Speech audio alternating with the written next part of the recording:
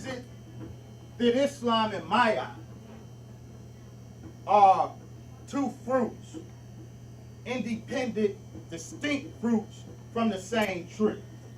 In order to understand that, you have to understand Nile Valley culture and civilization. I didn't say Kemet. It's part of an example of the shallowness of most of this discourse. When we say Nile Valley, what do you think of? Think Egypt. That's a problem. Who knows why that's a problem? Nile Valley is Nile River is 4,100 miles.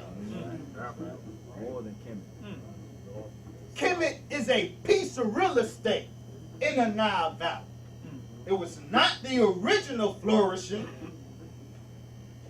It is arguably the grandest, but it did not begin in Kemet, nor did it end in Kemet. So when I speak of Nile Valley culture, I'm not talking about Kemet. I'm not a pyramidian. And you should not be a pyramidian anymore either. Nile Valley, Nile River, 4,100 miles long. To understand what I mean by Islam and Maya being two fruits, we're not a tree of spirituality. You have to understand Nile Valley cultural development. An important guide in this regard is Professor Earhart's work, The Civilizations of Africa. I highly recommend it. Christopher Earhart, Professor Emeritus at UCLA, who specializes in African history and African linguistics. This particular text is very critical because it's based on the most recent data, and that's important. Who knows when Black Man of the Nile was written?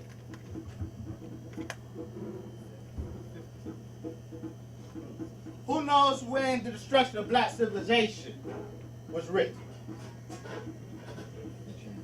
Destruction of Black Civilization by Chancellor Williams was written, first published in 1975, the first edition. The new edition was published by Hakeem Mahaboudi's published company in 1981. What year is it? Now. It's 2012. That means data limited to 1975 is not sufficient. We have learned much today since the publication of Black Man of the Nile by Dr. Yosef Ben Yakinen, since the publication of The Destruction of Black Civilization by Dr. Chancellor Williams. So if the extent of our information are 1975, 1981 texts, then we are basing our conclusions on outdated data. So some would say, Wesley was very asinine criticism. Asinine as in stupid.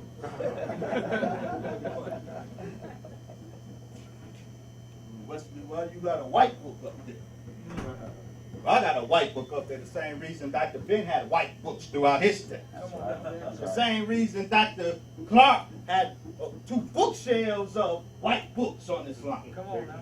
Same reason that Dr. Chancellor Williams based his book on the white sources, the white books in Oxford. Because they know something that most of us in Afrocentrist community have forgotten. That's right. Scholarship isn't black or white. That's right. That's right. Scholarship is either good or it's bad. That's right. It follows sound methodology and that's good, or it follows crappy methodology and it's bad. Christopher Earhart's work, The Civilizations of Africa, is very important, not only because it has the most recent data in terms of not only ancient African civilization, cultures,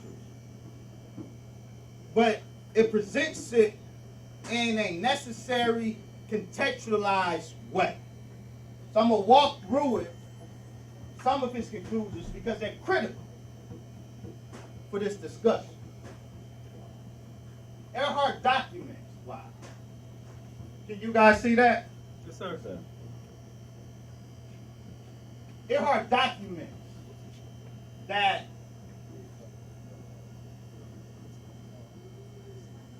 there were 4 cultural centers in ancient Africa. The oldest,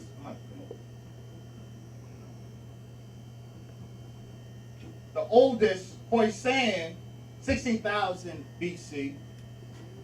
Niger Congo, around 13,000 BC. The Middle tradition, around 11,000 BC. And the Afro-San, what he's calling Afro-San is what scholars used to call Afro-Asiatic. This is important for a number of reasons. He details, I'm not going to detail the nature of these 4 cultural centers, but I will emphasize this. The 4 were very distinct. It is a myth that Africa is a monolith. That Africa has one taste, one smell, one texture. That's a myth. These are the oldest documented cultural centers we have any information on, good information on in Africa, and they were very distinct and very different. Now, I'm not going to detail all 4, only 2 of them, because 2 of them are critical to this discussion. In particular, the Middle tradition that was based around the Middle Nile region and the Afro-San cultural tradition. These are ancient cultural traditions. From those 2, and note again their place of origin. The Afro-San tradition, around 13,000 to 11,000 BC, was concentrated in the Nile area, east of the Nile River, around the Red Sea, was called the Red Sea Hills. The Middle Nile tradition, was concentrated west of the Middle Nile. As time went on, they spread in Africa. The Middle Nile tradition grew to what's called the Sudanite tradition. That's important. The Sudanite tradition, the middle, that 13,000 BC cultural center called Middle Nile tradition, grew over time into what we know as the Sudanite tradition. It spread. Likewise, the Afro-San tradition grew. It grew southward into the Horn, and northward down the Nile into what's Kemet. The first inhabitants of Kemet and the foundations of Kemet were the Afro-San peoples, migrants from the Afro-San culture. As the Afro-San culture spread down the Nile, meaning, well, from our perspective, up, establishing itself in what we know today as Kemet. They also migrated south and established themselves in the Horn, but this is critical. They also traveled east, crossing what's called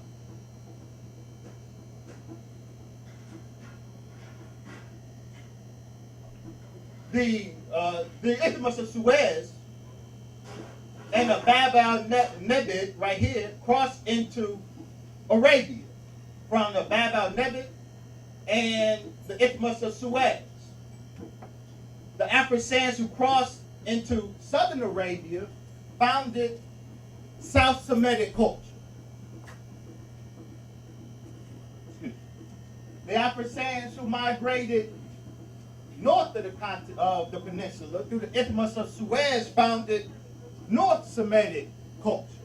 That is to say, the first and the true Semites were Africans. African migrants from the Afro-Sans cultural tradition. And they were cousins to who?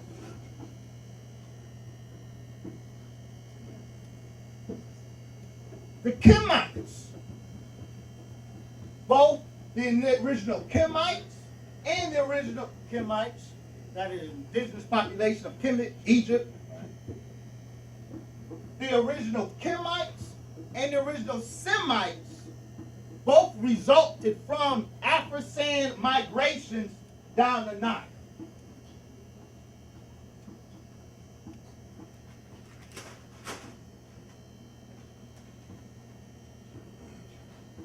I'm going to speed this up. Do you get that point? Yes, sir. Yes, sir. Now, I'm going to touch on it. Sudanic and Afro-Sans culture, two African cultures, very distinct. And Sudanic culture, its language is Nilo-Saharan. Its social base was matrilineal. Descent was traced through the mother. This is important. Monotheism, pure monotheism, began with the Sudanic culture. Now, as a historian of religion, I will always say, I teach in class. My class, I teach at university. That's his religion classes. I tell my students every semester, Christians, Jews, and Muslims, monotheism is a myth. It's a pure myth. Polytheism, pure myth. Monotheism and polytheism are artificial, intellectualized concepts that Western scholars of religion came up with and then retrospectively applied to their tradition of choice. The Bible is not a monotheistic book. Not in the sense of what monotheism is taken to mean. What's monotheism? One God. One God. Period. Period. Got to emphasize. One God. That's it. That's right. It's polytheism. More than one God. Awesome God. God. I used to say, as a historian of religion, with all the confidence in the world, I challenge you to bring me a monotheistic religion. And for the most part, you still can't do it. That's right. The Bible is not a monotheistic religion. Hear, O Israel, your God is one God. No, that's not a monotheistic claim. Can't get into that right now. That's not a declaration of monotheism. La ilaha illallah. There is no ilah That's right. except Allah. No, that's not a monotheistic claim. Not in the sense that monotheism is taken to mean today. Can't get into that right now. There's an acknowledgement, even in the Quran, of spiritual beings subordinate to, but alongside Allah. That's right. That's right. Scholars had to craft new terms such as henotheism and monolatry, for terms that mean there's an acknowledgement of a supreme God, but there's a recognition of other gods, because that term, neither monotheism or polytheism, apply to any of these traditions. Except here. This has to be the only example of monotheism, pure monotheism, that ever developed. Now, It didn't last long for reasons we will get to, but the Sudanic tradition can rightly be considered monotheism because they acknowledged only what they call divinity, supreme divinity. They had no other category of spiritual beings, none. They associated their deity, God, with the sky and lightning, but they are distinct in that they had no secondary category of spiritual beings. Everybody, Christianity does, Islam does, everybody does. They may acknowledge a supreme God, but there's a hierarchy of supreme beings. There are other categories of divinity. The Sudanic tradition had no secondary category of supreme being. Now, very different from Afro-San. Afro-San, its language group was what we call Afro-Asiatic. We'll look at that. It was patrilineal. It was an African patrilinealism. There's a myth, the Afrocentric myth, that one reason why Islam can't be an African religion, because we African folk, we matrilineal. And Islam is patriarchal and patrilineal. So Islam can't be African. That's myth. Afro-San culture was patrilineal. It was indigenous African culture. It was a patrilineal culture. It was not monotheistic. It was what's called henotheistic. Meaning, each clan worshiped its own particular god and that god alone, but it acknowledged the reality of the other clan deities. So, it was monotheistic in worship, but what they will call polytheistic in acknowledgement, so neither term applies. Why is this important? Because Kemet, dynastic Kemet in particular, and Nubia. Kemet and Nubia had a very colorful relationship. They were sibling rivalries in the Nile Valley. And they fought each other from beginning to end. And by end, I mean until Kemet destroyed the Kerma civilization in Nubia. Kemet destroyed the leading civilization in Nubia, the Kerma culture. The good, the bad, the ugly. We're going to look at that. But the conflict between Nubia and Kemet cannot be understood unless we understand what I just said. Come on. Nubia, we now know, was the outgrowth of Sudanic cultural complex. Kemet initially was Afro-San.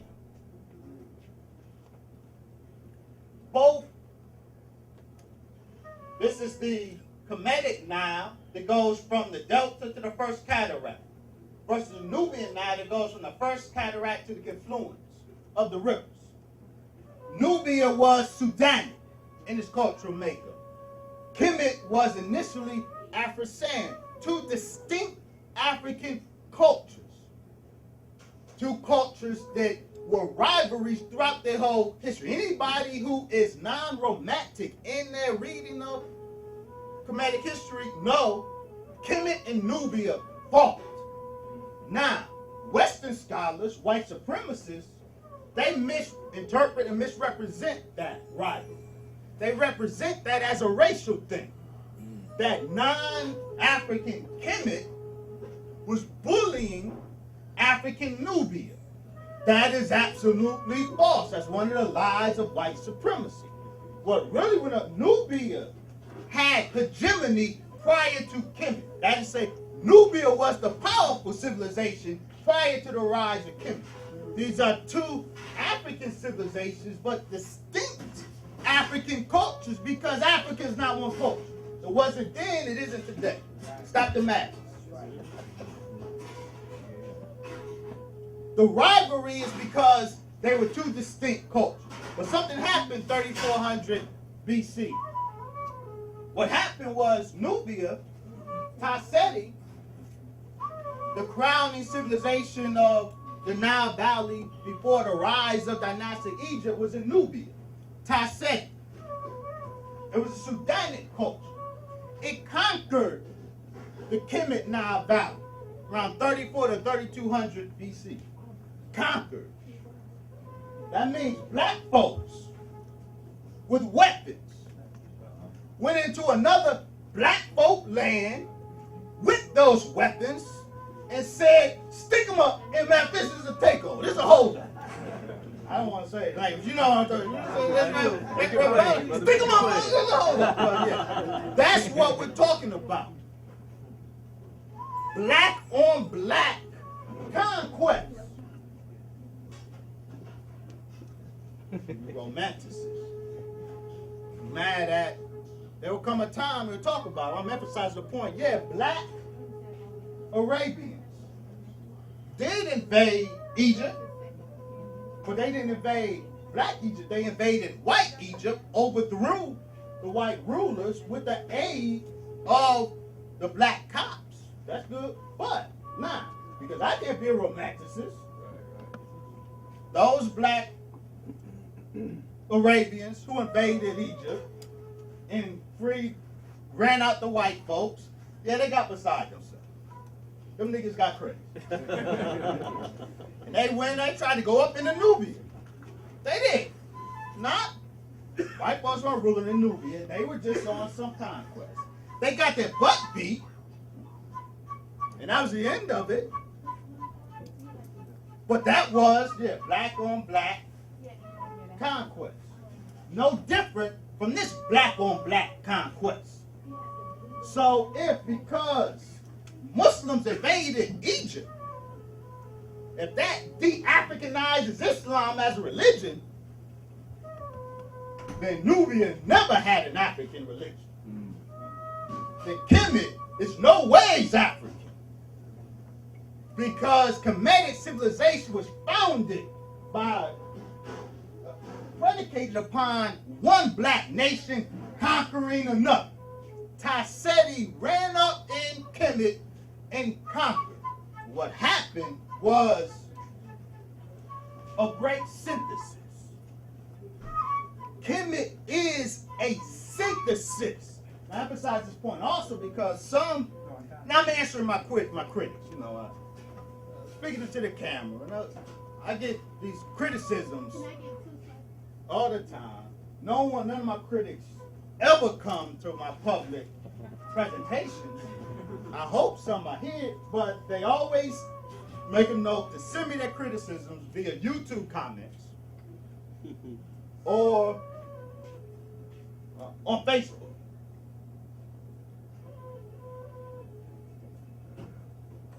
So I'm answering some of those criticisms because you may have them, and for whatever reason, maybe the same reason that they did. And when I open up a question and answer, you may not, for whatever reason, offer your criticism here. So I'm going to try to anticipate some of them and answer those who have gone. Now, there's a claim that Islam is a hodgepodge. It's composed of many religions. Christianity, Judaism, this and that.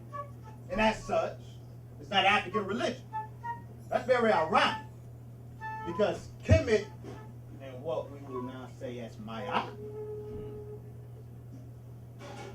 is the textbook synthesis, a very beautiful synthesis, but it's clearly the first or most thoroughly documented case of what we call in the history of religions, call it syncretism. Anybody know what syncretism means?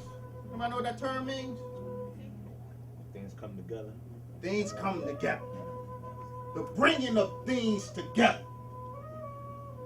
Maya is the most thoroughly earliest documented example of religious syncretism. The most beautiful expression. I love it.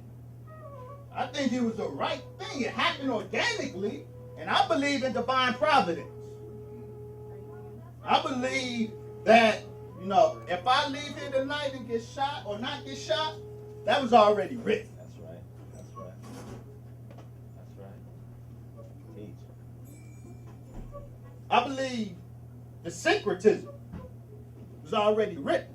It's a beautiful syncretism, but it's a syncretism nonetheless. The first documented syncretism, hodgepodge, blending of distinct religious traditions that we have. And it blended Sudanic and Afro-San traditions in a magnificent way. Let's detail. Medu Neter, the language of Kemet, is Afro-San.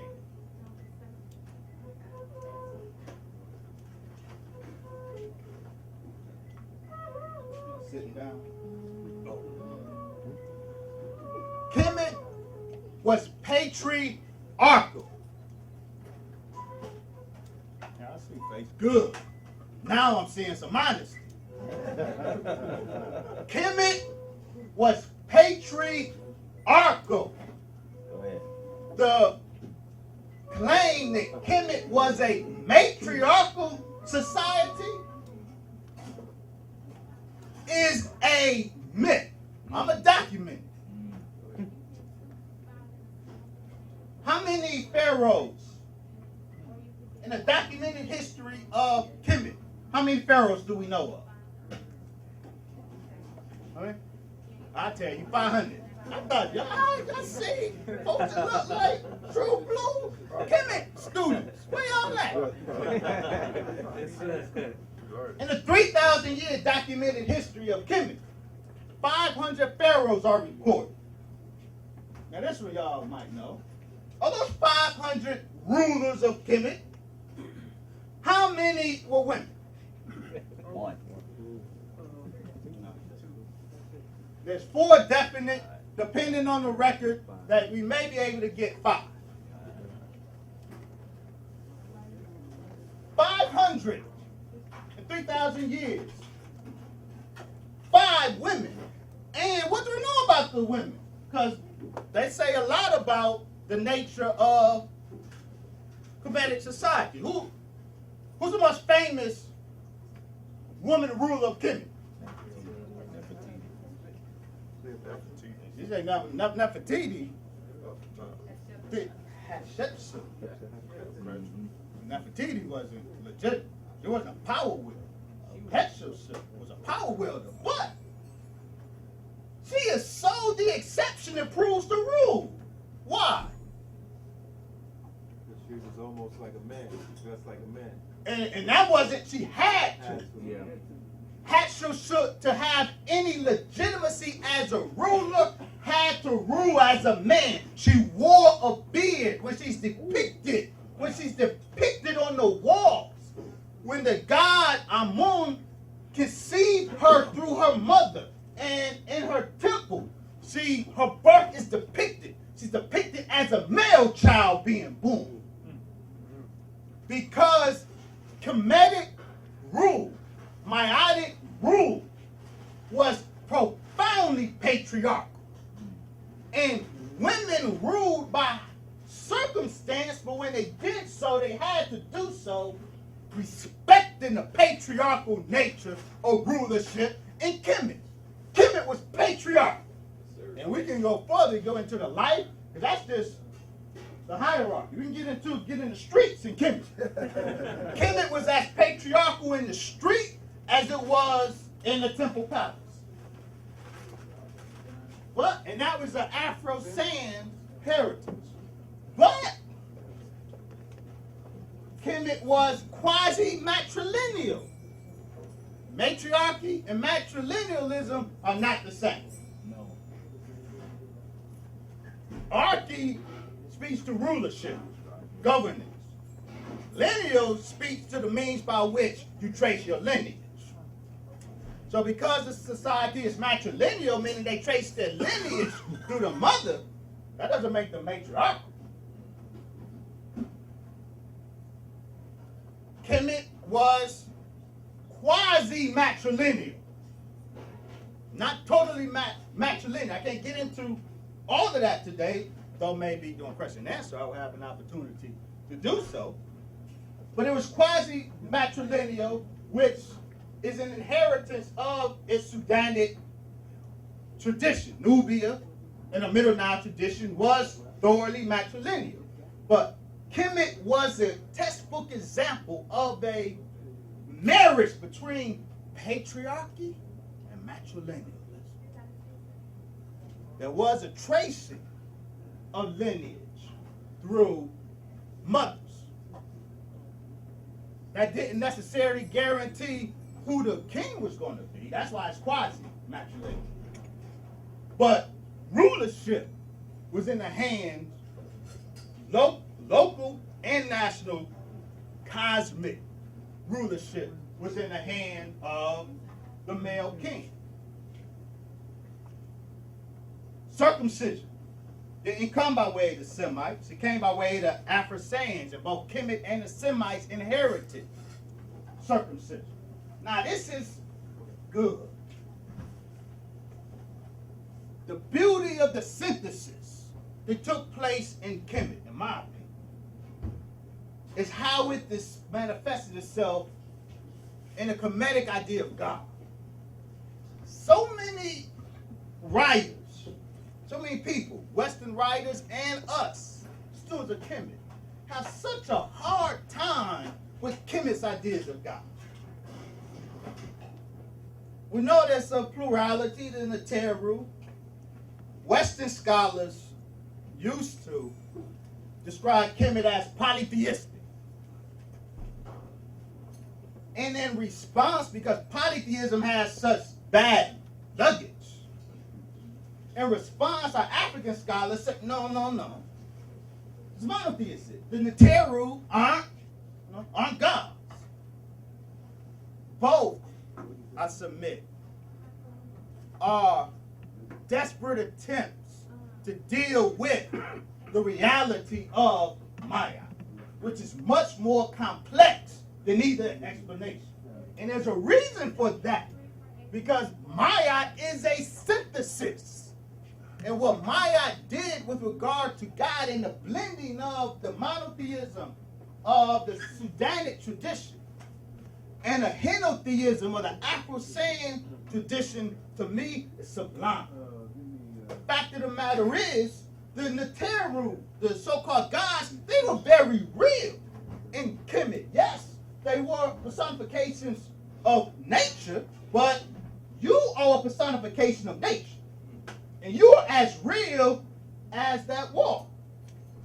The Neteru, the gods of Kemet, were very real. This is why in pre-dynastic Egypt, each known city had its god, and it paid homage, real homage, to that god.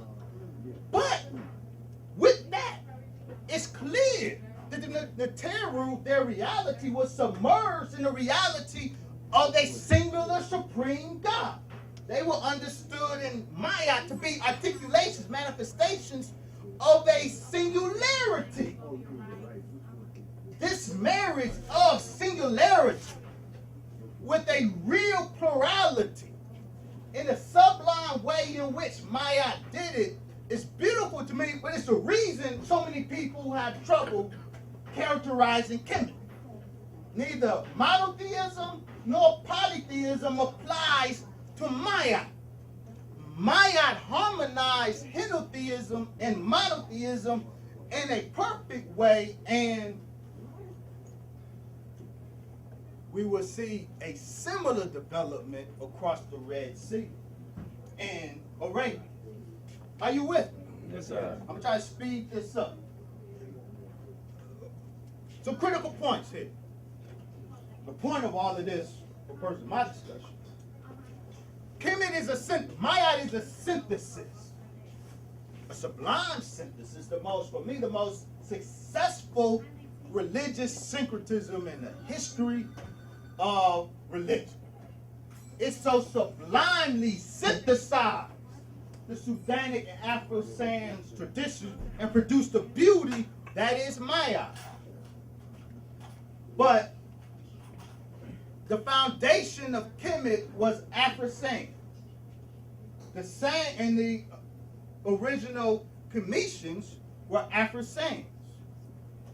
Their cousins were on the other side of the Red Sea, in Arabia. They developed the Semitic languages, Arabic, Hebrew, Akkadian, Ethiopian. These Semitic languages are African languages. I got all the documentation. I'm not going to be able to get to all of it. I'm going to run through this.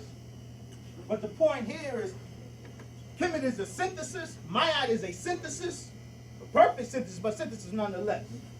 And Kemet, the foundation of Kemetic civilization is Afro-San, and the Afro-San Kemites were blood relation to the Semites that crossed over into Arabia. Do you follow?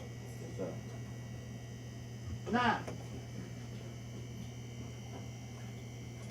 this is the documentation of scholars that confirm the original Semites were Africans. That's say the original Hebrews, African.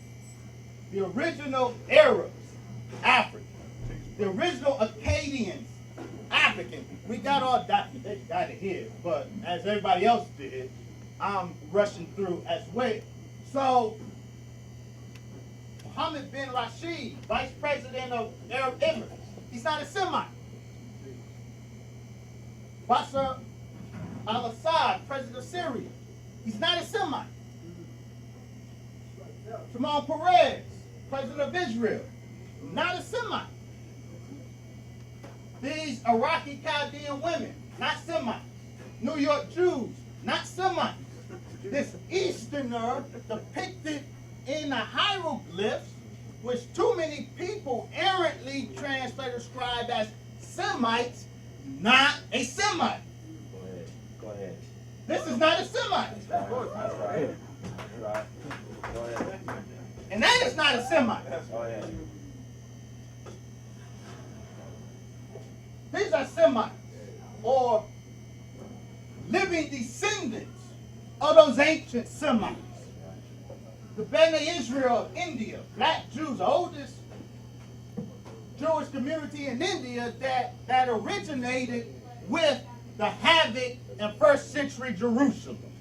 With the Roman destruction of the Second Temple and destruction of Galilee, some Jews migrated to India. These so-called Bene Israel. These are descendants of those original Jews.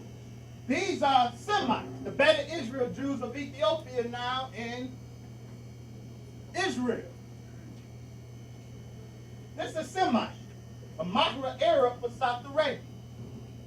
The original Semites, Semitism is a part of the Afro-San, a derivative of an Eastern expansion of Afro-San tradition as